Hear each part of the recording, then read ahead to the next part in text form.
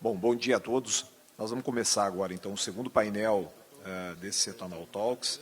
Nesse painel, nós vamos conversar um pouco sobre o uso do etanol e da bioenergia, né, na mobilidade de baixo carbono. Então, essa relação entre o papel do etanol e da bioenergia na indústria automobilística, né, no uso como combustível para deslocamento. Nós já vimos aqui nos painéis anteriores, né, o conceito de segurança energética nos últimos anos passou a receber um novo elemento, né, a lógica de preços da segurança energética centrada em oferta, né, disponibilidade, garantia de oferta e preços baixos. Agora nós temos um novo elemento, garantia de oferta, preço convidativo e baixa intensidade de carbono. Né, nós já foi colocado aqui nos painéis anteriores, o setor de transporte desempenha um papel fundamental dentro dessa estrutura, cerca de 25% das emissões mundiais de gases de efeito estufa vêm do setor de transporte, e nos próximos 10 anos a Agência Internacional de Energia indica que nós vamos ter que aumentar em pelo menos 30% a oferta de combustíveis. Então tem um desafio muito grande de ampliar a oferta de energia para o setor de transportes e energia com menor intensidade de carbono.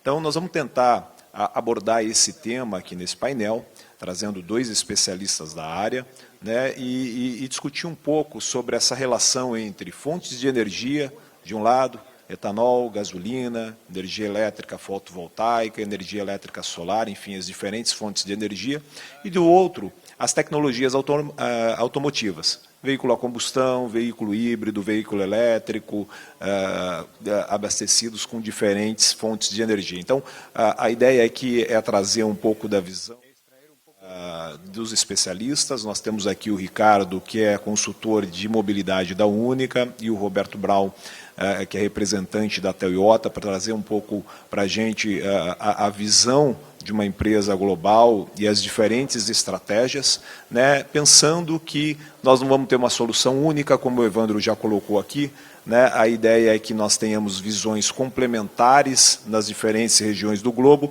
e países como Brasil, Argentina, obviamente, não terão as mesmas soluções que são adequadas para outros países europeus e outros países ao redor do mundo. Então, a ideia é que a gente discutir um pouco dessas soluções tecnológicas que estão sendo trazidas, o papel da bioenergia e o que a gente precisa olhar, né, para entender como cada uma dessas soluções pode se adaptar de maneira efetiva e complementar nas diferentes regiões do globo, e especialmente para o caso dos países da América Latina, países como Brasil e Argentina, que têm características diferentes de outros países do mundo. Então, para a gente não tomar muito tempo, gostaria já de começar com a apresentação do Ricardo.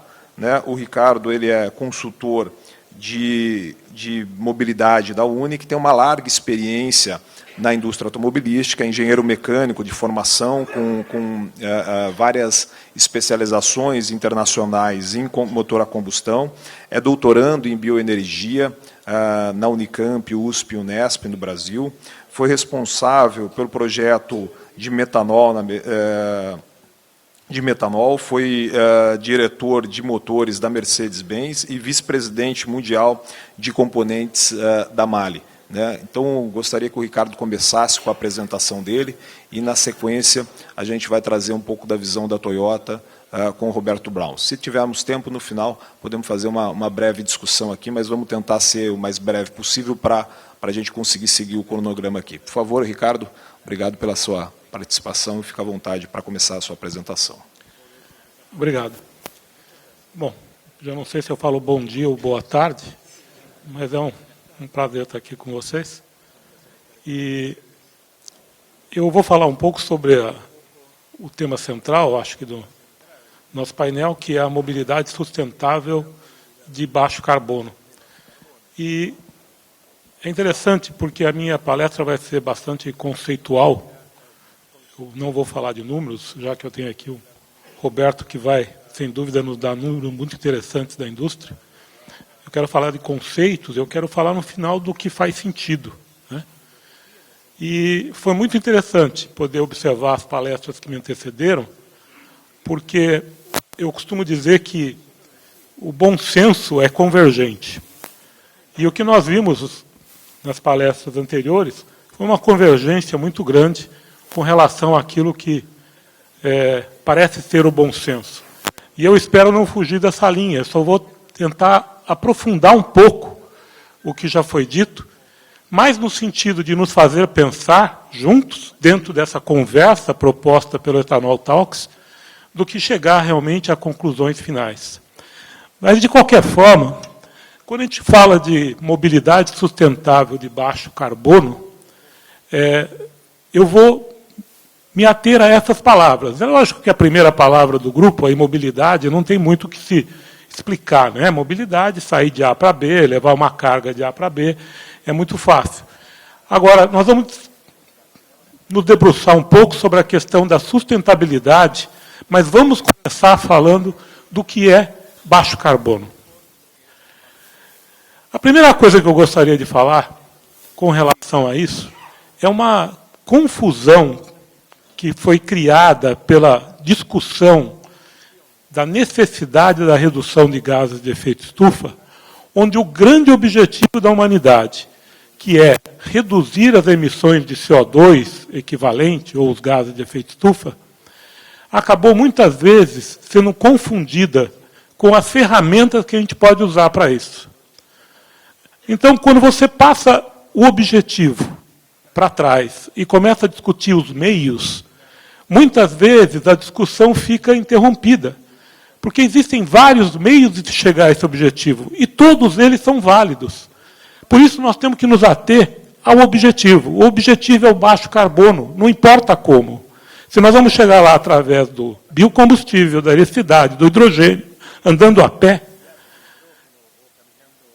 nós vamos chegar realmente à conclusão de que precisamos de todas essas formas, não uma só. Não vai existir, como já foi dito aqui, nem a bala de prata, nem a bala de ouro.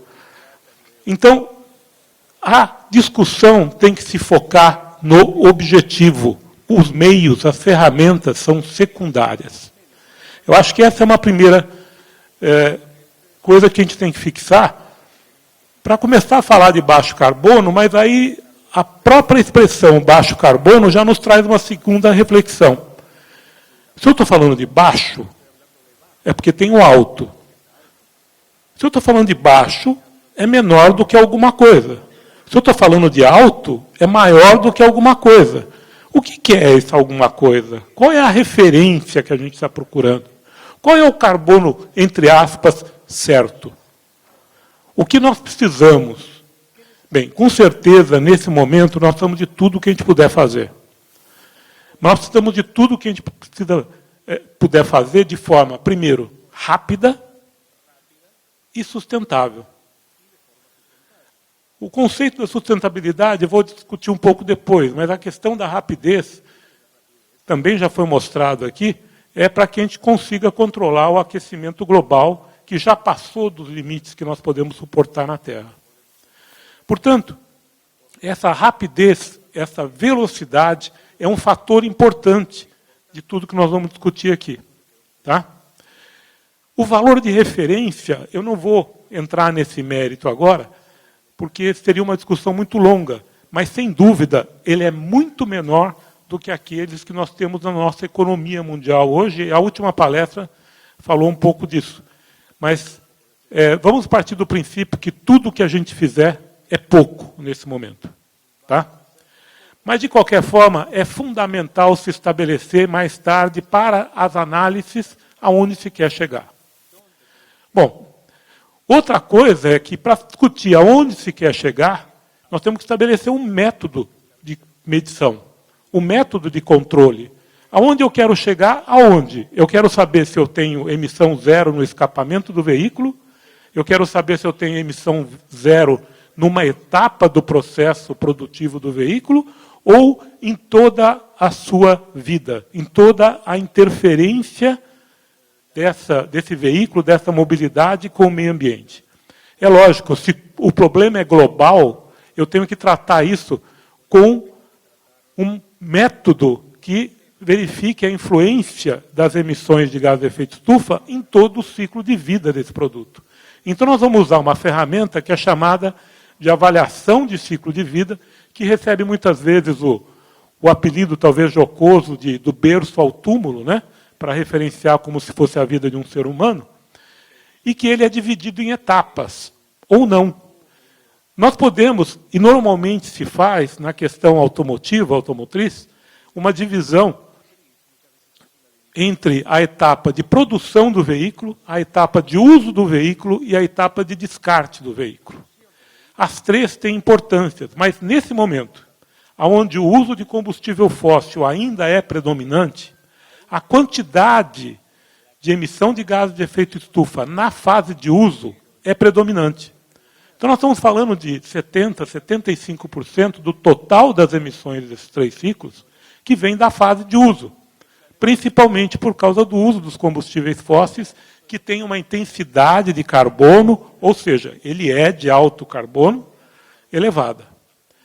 Mas nós já estamos trabalhando para reduzir isso, né? Então, daqui a pouco, quando a gente puder utilizar mais biocombustíveis, mais eletricidade geradas de fontes renováveis, hidrogênio verde, assim por diante, quando esse valor cair, as outras etapas vão ficar tão importantes quanto. Mas, por uma questão de prioridade, o mundo inteiro está atacando primeiro a questão do uso. E vocês veem ali na figura de uso que nós temos 2 fases, né? A fase de produção do combustível e a fase da utilização do veículo, ou a queima, a utilização da energia, por exemplo, da energia elétrica. E é importantíssimo que a gente olhe pelo menos esse pedaço como um todo. Se eu utilizar só o uso do veículo, eu posso cometer equívocos grandes, inclusive na argumentação, quando eu procuro o meu objetivo real, né?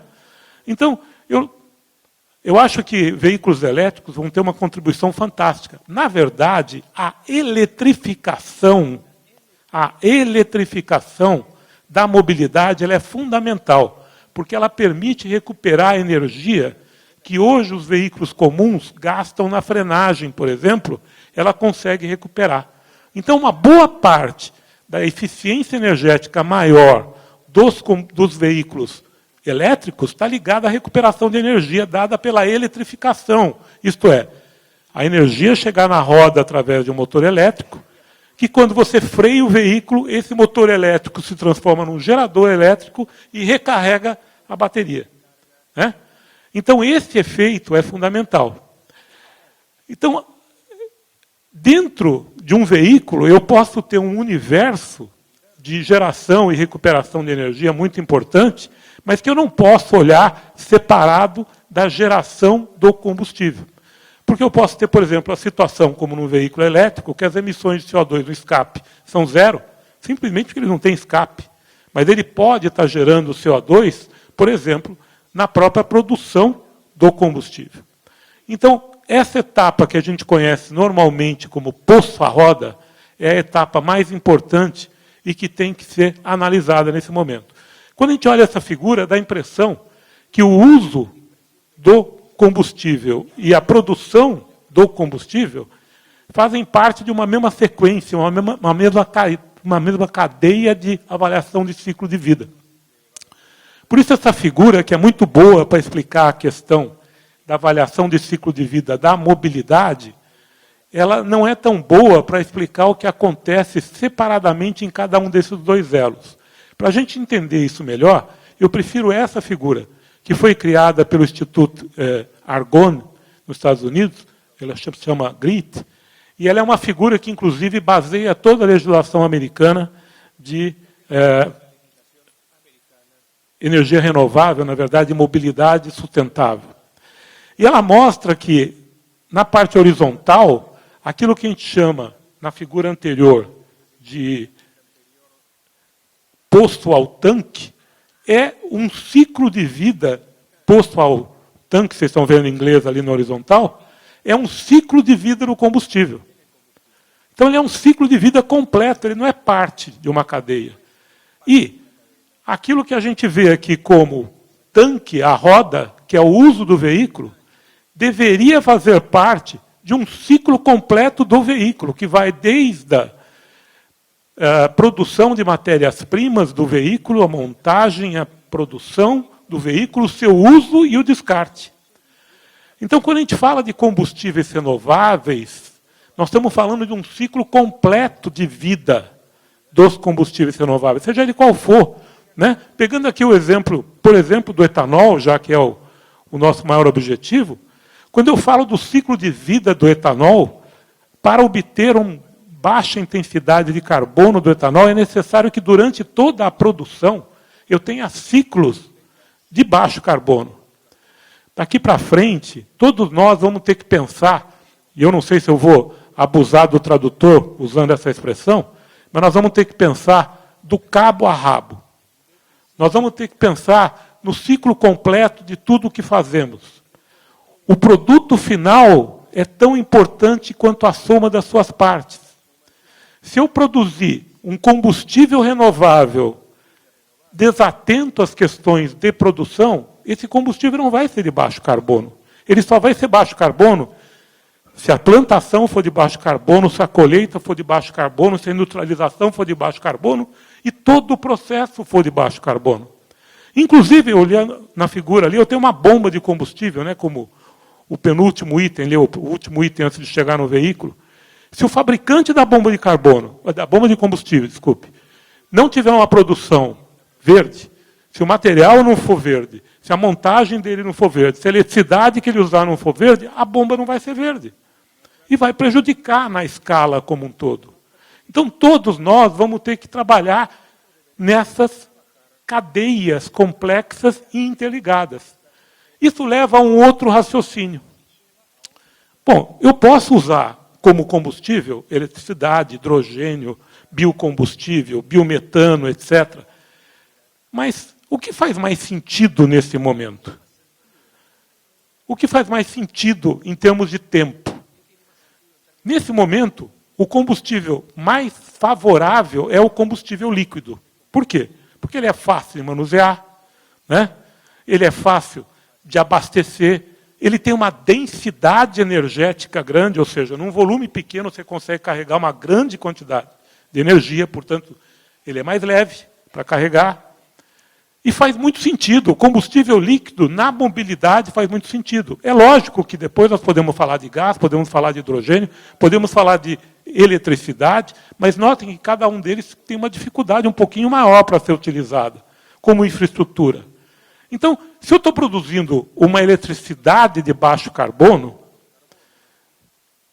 eu acho que hoje, como pensando, vendo o que faz sentido, será que é mais fácil colocá-la no veículo e ter que ter uma bateria grande, pesada e cara para utilizar essa eletricidade? Ou será que é melhor, enquanto o mundo inteiro não estiver produzindo pelo menos a grande maioria da sua eletricidade de forma renovável, não é melhor pegar essa eletricidade e jogar na indústria? Não é melhor fazer um aço mais verde? Não é melhor fazer uma fabricação mais verde? Porque eu não tenho as complicações do posto de abastecimento, eu não tenho a complicação da bateria pesada. Então, tudo vai ter o seu espaço. E vai existir situações, hoje mesmo, em que faz sentido ter um veículo elétrico, totalmente elétrico. Por exemplo, uma frota de ônibus num corredor urbano, onde eu posso otimizar os pontos de abastecimento e eu tenho um ganho paralelo muito importante, que são as emissões locais, a redução de material particulado, a redução de ruído. Então faz sentido.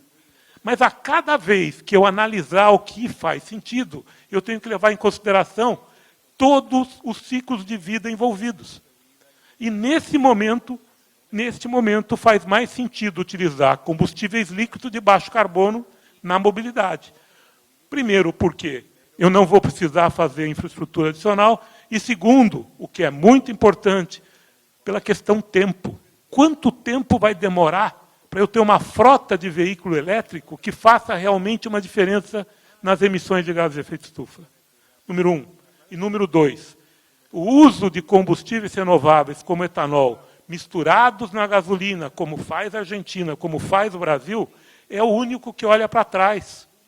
É o único que é capaz de mexer com a emissão de gás de efeito estufa de toda a frota circulante que já está aí e que vai circular por muito tempo. Então é importantíssimo que a gente leve em conta esses aspectos práticos e temporais nessa análise. Dessa forma, se a gente considerar os estudos, vamos dizer assim, mais modernos e mais audaciosos do ponto de vista de substituição de frota, né? Então, vamos falar aí antes da guerra, antes da pandemia, etc., se dizia que em 2030 vai se atingir o pico da produção de veículos com motor de combustão interna e daí ele declina. Mas se isso mundialmente for assim, mesmo no ano de 2050, vocês podem ver que a parcela de motores de combustão interna na frota mundial vai ser muito grande. Se eles continuarem rodando, quanto tempo vai demorar para eu ter um efeito maior e necessário já no meio ambiente? Agora, se eu conseguir fazer esses motores de combustão interna usarem combustível renovável, esse efeito é acumulativo e imediato. É o que o Brasil, por exemplo, nós podemos olhar agora no quadro direito, faz da sua análise. Nós temos aí um quadro da Anfávia, né? E que mostra que, no futuro, a tendência do Brasil até 2035 é ter uma participação muito grande de veículos com motores a combustão interna. E, de uma forma muito importante e positiva, boa parte desses motores, boa parte desses veículos serão flex. Então, eu posso continuar utilizando esses veículos por mais tempo, eu posso alongar a transição energética, porque eu tenho uma solução imediata que me traz resultados imediatos e tão bons quanto. De novo, eu reforço aqui o que o Evandro falou. Não é uma questão de ou veículos elétricos ou combustíveis alternativos, é uma questão de e.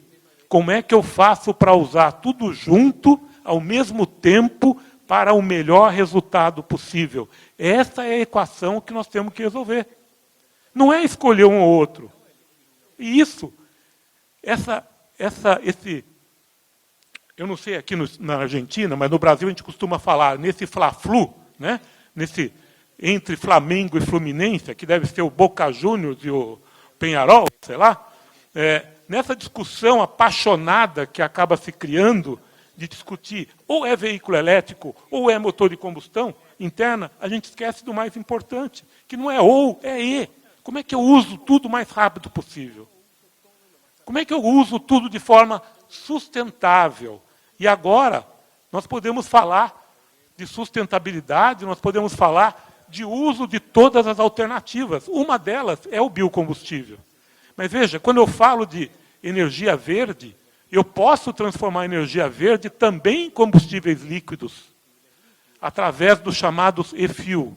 Então, eu posso antecipar o uso desses combustíveis também na frota atual. Mas países como o nosso, Brasil e Argentina, têm uma grande vantagem. A possibilidade de fazer esse combustível sintético de forma natural, né? Que se chama biocombustível. E utilizar isso rapidamente na frota. Nós temos que usar todas as nossas alternativas e de forma mais rápida possível. E, finalmente, falando um pouquinho da sustentabilidade. A palavra sustentabilidade, ela deriva de um conceito criado por acadêmicos há alguns anos atrás, de desenvolvimento sustentável. E no paper que deu origem a essa palavra, desenvolvimento sustentável, ela já foi criada com 3 elementos básicos de apoio. A sustentabilidade não é só a questão ambiental. A sustentabilidade é o equilíbrio entre a questão ambiental, a questão econômica e a questão social. Veja, se a questão ambiental fosse extremamente preponderante, como nesse momento a ponto de eu esquecer as outras questões, nós teríamos um problema muito grande, né? Porque nós aqui respirando já estamos emitindo CO2. Então não vai dar para chegar a zero, nós vamos ter que encontrar um equilíbrio de tudo isso.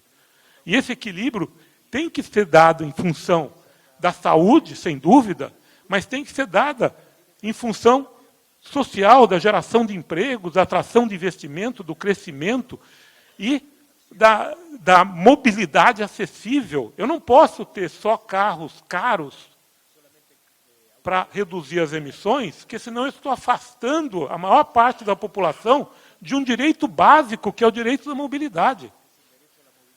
Eu tenho que ter uma segurança energética e, com isso, eu tenho que equilibrar o uso de todas as nossas fontes energéticas.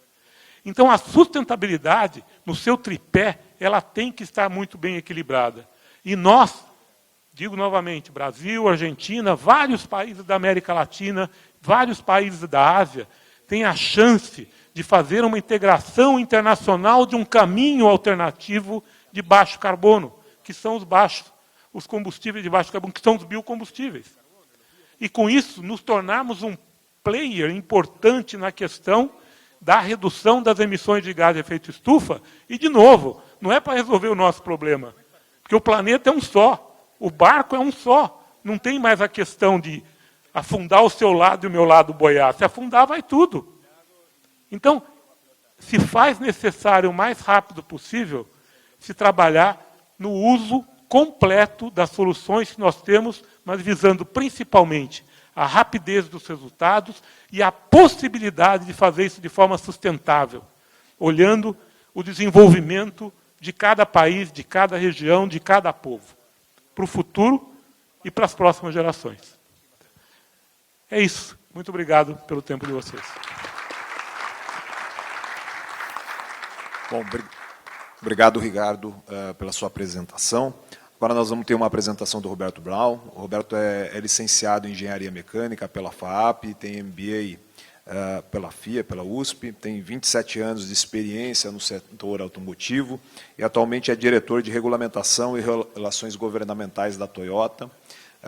O Ricardo vai trazer aqui para a gente, nesse mundo em transformação, quais são as estratégias da Toyota, mundialmente falando, e mais especificamente como essa estratégia ela é adaptada às questões, à condição brasileira e à condição de países que têm disponibilidade de etanol e de bioenergia. Né, como essa lógica tem que ser adaptada às condições de cada país, e aí faz muita diferença a presença da bioenergia. Então, gostaria de passar para o Roberto para que ele possa fazer a sua apresentação. Muito obrigado pela sua participação, Roberto. Muito bom. Bom, primeiro, boa tarde. Né? No Brasil se fala boa tarde depois do almoço, né? Então, acho que bom dia ainda para vocês. Né? Queria dizer que, bom, primeiro, estou muito satisfeito de ter sido convidado para esse evento, né? E fiquei muito feliz também com as apresentações anteriores, permitiram ver a questão das políticas e como elas influem, né, no mercado e na indústria. Né. Nós, como indústria, produzimos aquilo que as regras do governo definem. Né. Foi assim que no Brasil o carro Flex foi lançado em 2003, que foi um marco importantíssimo para a indústria brasileira, e em 2019 tivemos o primeiro híbrido Flex brasileiro, produzido pela Toyota, também fruto dessas mesmas políticas que foram estabelecidas no Brasil. Né.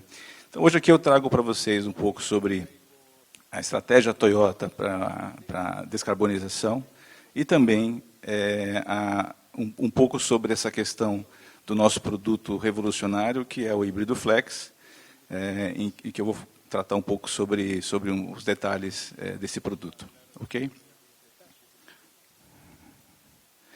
Começando aqui, eu não vou discorrer muito sobre a questão do aquecimento global, já se foi falado aqui, mas sim sobre a questão da Toyota, que já iniciou há muito tempo essa transição para a descarbonização. Né? Desde 1997, que foi o ano que foi lançado o Prius internacionalmente, as nossas evoluções tecnológicas trouxeram já uma grande contribuição para a redução das emissões de CO2 no meio ambiente. Já foram mais de 160 milhões de toneladas que foram evitadas na atmosfera, né? Resultado de mais de 20 milhões de veículos eletrificados que a Toyota vendeu, né? E que equivale a 1,5 milhão de veículos convencionais a cada ano. E lembrar aqui, como disse o Ricardo, que a redução do CO2, a neutralidade de carbono, envolve todas as operações da empresa. Né? Já estamos trabalhando há muito tempo na redução das emissões dos fornecedores, da produção dos veículos em si, do uso dos veículos, e também já pensando na questão do descarte. O pensamento tem que ser feito com base no ciclo de vida do produto. Na questão dos veículos, a estratégia da Toyota ela trata da diversidade. Né?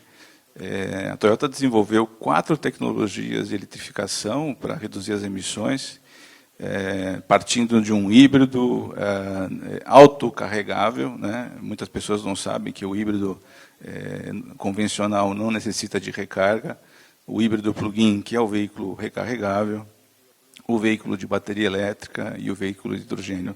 A Toyota dispõe de todas as tecnologias, né? E essas tecnologias hoje compõem 55 modelos de veículos que fabricamos e vendemos no mundo. Como já falei, isso soma já 20 milhões de veículos vendidos, dos quais, importante ressaltar, 19 milhões são veículos híbridos. Começaram lá com o Prius e hoje já são muitos modelos vendidos em todos os países do mundo, inclusive aqui na nossa região do Brasil, Argentina e América do Sul, e que já reduziram, como eu falei, 160 milhões de toneladas de carbono na atmosfera. Essas 4 tecnologias que eu citei agora, elas vão coexistir no mercado, né? Não é possível. A solução, como falamos aqui, a solução não é única, a solução são várias, né? E elas vão coexistir trabalhando em conjunto para a descarbonização. Mas cada sociedade, cada país, vai poder escolher as suas melhores alternativas, né? De acordo com o contexto de cada país. E eu cito aqui alguns dos critérios que vão ser importantes na definição da tecnologia, das tecnologias melhores para cada região, né? Uma delas é a matriz energética, como já falamos aqui.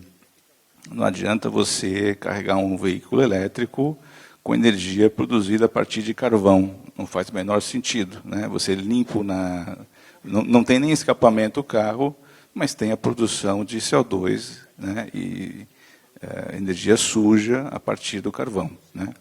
A infraestrutura é um outro fator importante. Se você não tem infraestrutura de recarga, como é que você vai poder abastecer os veículos elétricos, né? A disponibilidade de biocombustíveis é um fator importantíssimo. Países como o Brasil, né, como a Índia, como outros países que também têm a produção de etanol, a Argentina também é um país que tem a produção de etanol, podem se dar ao luxo, né, de contribuir, então, com esse processo de descarbonização, utilizando o biocombustível na forma de mescla, né, de mistura, ou na forma de combustível puro, como é o caso brasileiro. Um outro fator importante é o poder aquisitivo, né? Por exemplo, um veículo híbrido, hoje, ele custa mais do que um veículo convencional, mas custa menos do que um veículo elétrico, né?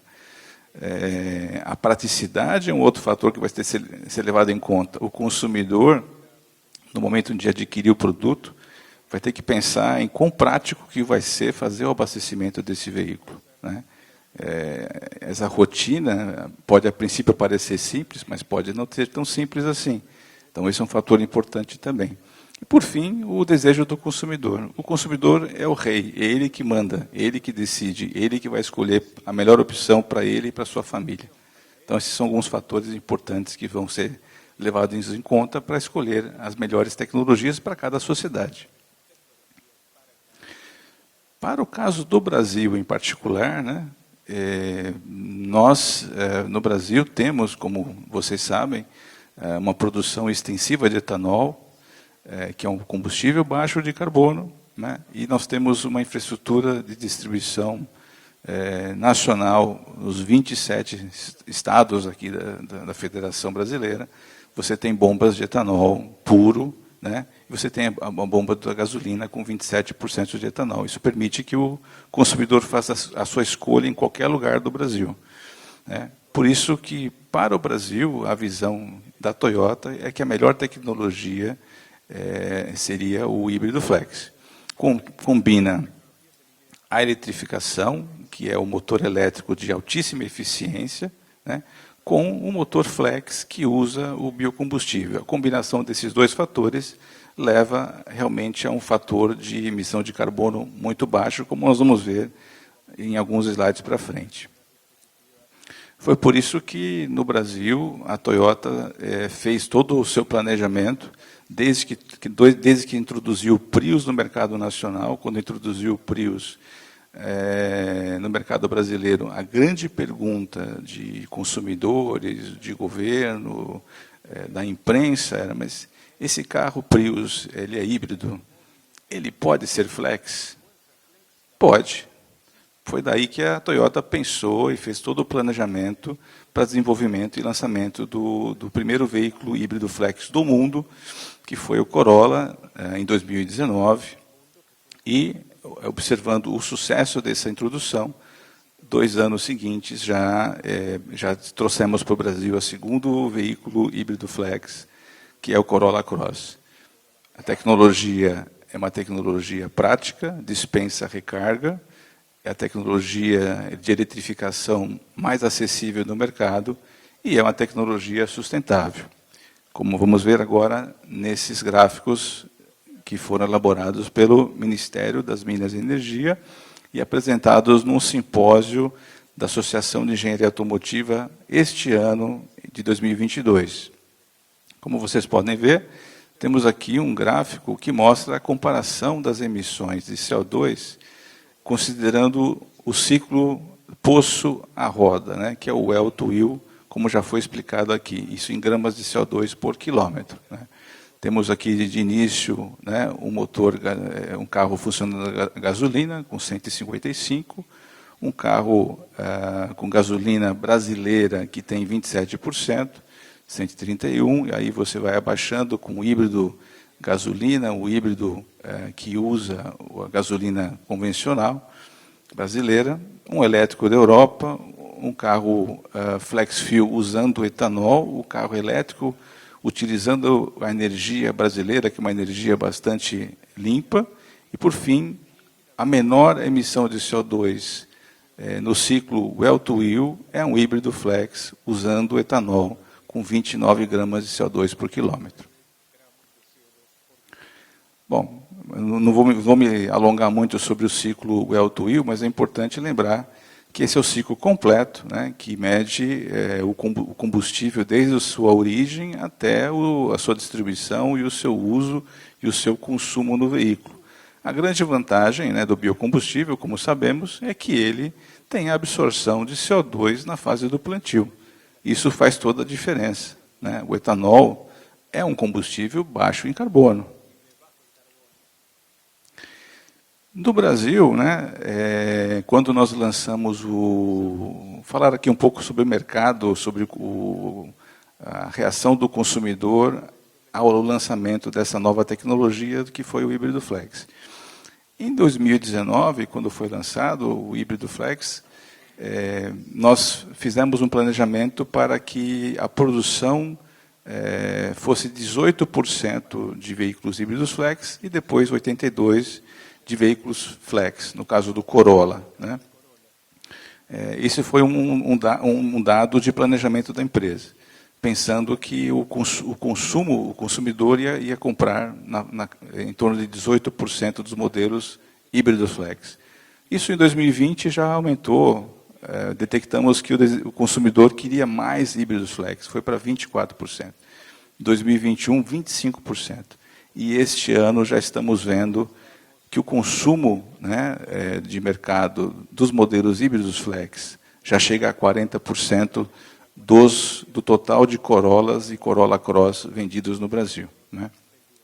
E nós temos aqui ao lado, né, uma pesquisa de mercado mostrando que o consumidor está decidindo na compra do híbrido flex porque gosta do powertrain, você tem a experiência de uma condução elétrica em baixa velocidade, né? E você, quando precisa de mais potência, você pisa, ele entrega a somatória do motor a combustão com o motor elétrico, dando uma alta potência. Portanto, em conclusão aqui, nós diríamos que a tecnologia híbrido flex é um caso de sucesso no Brasil. Bom, era isso que eu queria expor para vocês hoje. Agradeço muito, muito obrigado.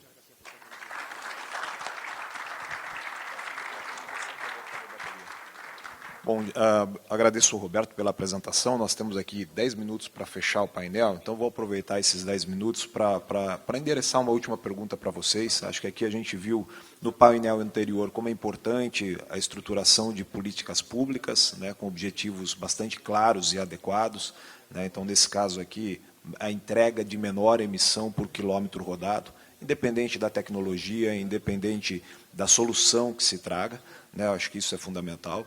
Aqui nós vemos como a indústria automobilística, diante desses estímulos, tem capacidade de transformação e de trazer diferentes opções para os diferentes cenários que ela vivencia ao redor do mundo.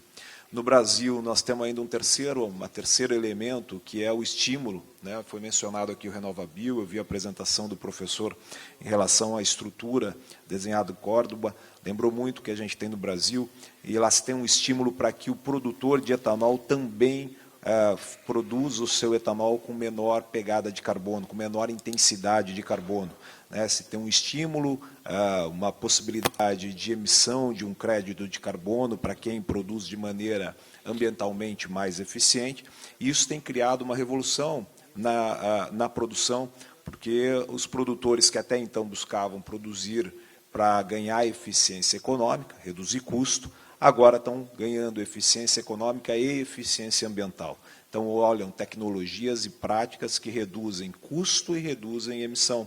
E aí a gente tem um ciclo virtuoso, né, de um biocombustível com pegada de carbono, com intensidade de carbono cada vez menor, disponibilidade desse biocombustível, um arcabouço institucional que reconhece isso e a indústria automobilística diante desse cenário com potencial para desenvolver novas tecnologias ou adaptar as tecnologias existentes para, de fato, a gente ter a menor entrega de CO2 por quilômetro rodado. Para fechar aqui, eu queria uma última palavra de vocês, de forma breve. Nós vimos muito aqui a importância da bioenergia e do etanol para reduzir a emissão já.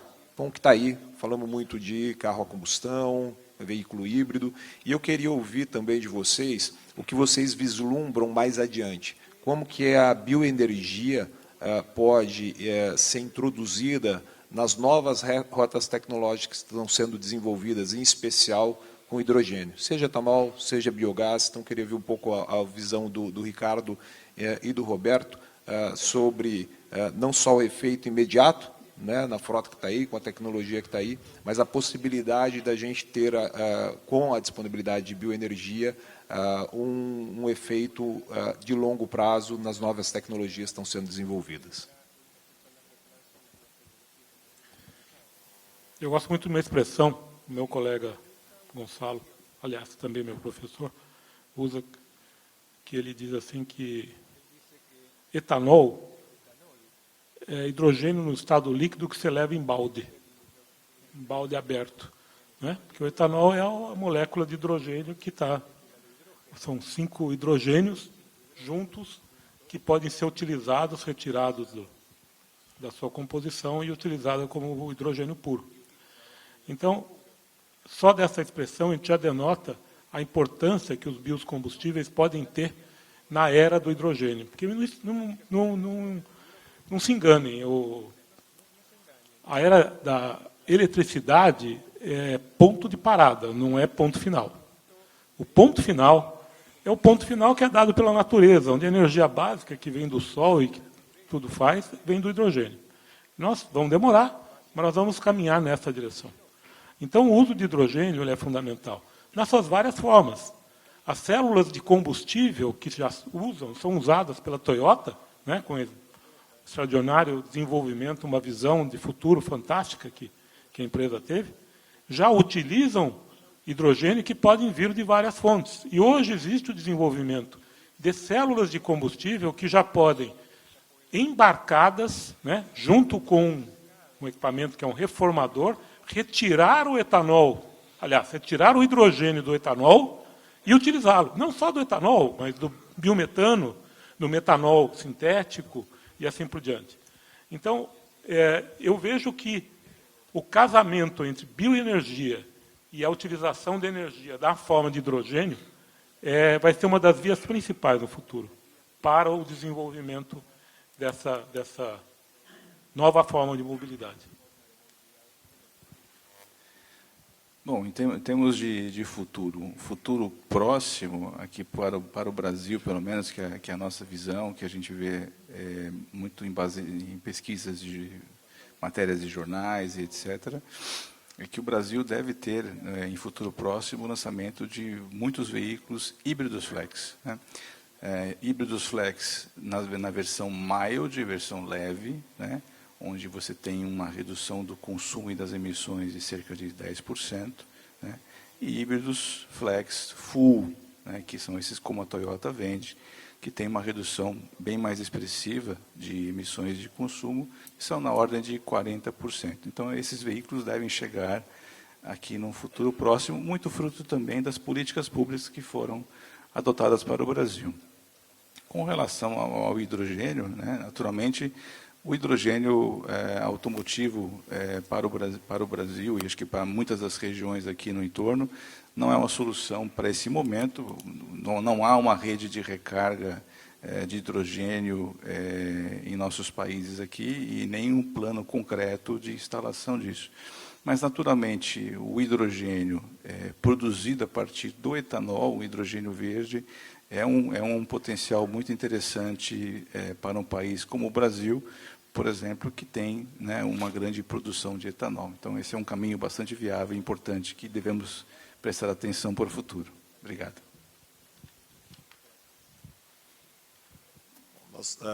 Bom, gostaria então de agradecer mais uma vez a participação do Ricardo, do Roberto, a participação de todos que estão aqui presentes, né? Nós não vamos ter tempo para pergunta, mas obviamente o Ricardo e o Roberto vão estar aí e a gente vai estar disponível para discussão ao longo do almoço. Então, espero que a gente tenha cumprido aqui o papel de trazer um pouco desse debate, dessa visão de como a bioenergia pode contribuir de forma efetiva para a descarbonização, para a mobilidade de baixo carbono, mobilidade sustentável, seja agora de forma imediata ou no futuro com novas tecnologias. Então, agradecer mais uma vez a presença de todos e a gente dá continuidade aqui nos painéis logo após o almoço. Muito obrigado. Agradecemos a todos los disertantes de este panel de uso del etanol y la industria automovilística. Ahora los invitamos a pasar hacia la izquierda de ustedes, al salón contiguo, para disfrutar del almuerzo, y en una hora, a las 14:30 aproximadamente, nos estamos encontrando aquí nuevamente para continuar con el segmento vespertino de este seminario Sustainable Mobility Ethanol Talks Argentina. Hasta entonces y muchas gracias.